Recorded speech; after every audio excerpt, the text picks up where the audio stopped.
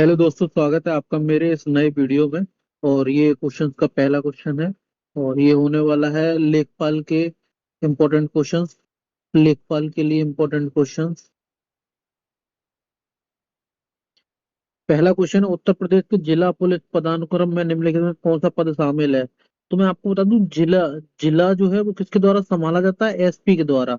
अगर कोई छोटा जिला रहेगा तो एसपी के अंडर में ही आता है। और एसपी से छोटा कौन होता है? एसपी के बाद आता है आपका डीएसपी, ना, जिसे सीओ भी बोलते हैं।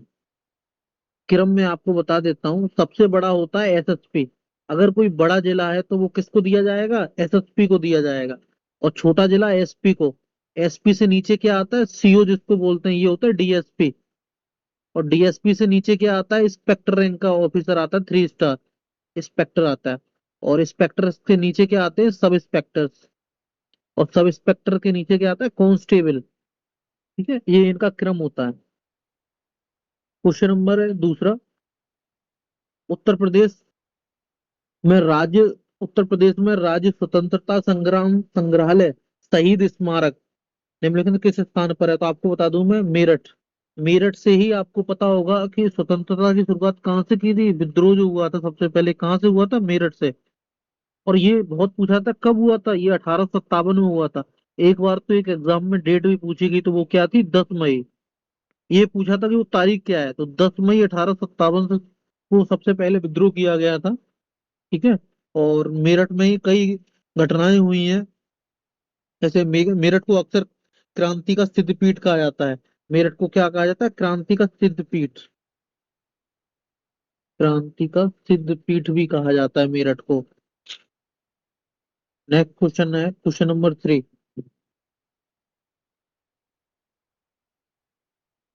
भदोई में काशी भदोई में काशी नरेश राजकीय स्नातक स्नातकोत्तर महाविद्यालय को अपग्रेड करके यूपी यूपी कैबिनेट द्वारा किस नए विश्वविद्यालय को मंजूरी दी गई है? तो आपको पढ़ने में भी आ रहा हो, काशी नरेश। तो किससे रिलेट हो सकता है? काशी नरेश विद्यालय से ही रिलेट करता है ये। और मैं आपको बता दूं, ये अभी क्या था, ये जो विश्वविद्यालय था ये डिस्ट्रिक्ट लेवल पे था। ठीक है। अब इसको स्टेट लेवल पे पहुंचा दिया है बस। और इसका मेन मकसद था ताकि शिक्षा पूर्वी यूपी में छात्रों तक पहुंचे अच्छे से। ठीक है, इसी के लिए यूपी कैबिनेट में इसकी नींव रखी गई है। क्वेश्चन नंबर है 4। प्रयागराज में माघ मेला, ये बहुत पूछा जाता है।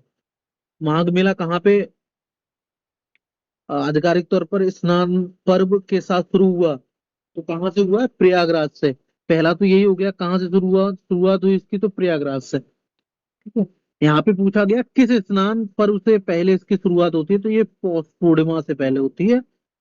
और ये 45 दिवसीय जो कार्यक्रम रहता है उसकी शुरुआत होती है यहाँ से, आप ये समझ के चलिए। और जनवरी 2026 की शुरुआत में ये हुआ था। अभी हाल फिलहाल में कब हुआ था? जनवरी 26 में इसकी शुरुआत हुई, में हुआ था ये। क्वेश्चन नंबर है 5वां। उत्तर प्रदेश के किस शास्त्रीय संगीतकार को 2026 में पद्म विभूषण सम्मानित किया है? उत्तर प्रदेश का पूछा है।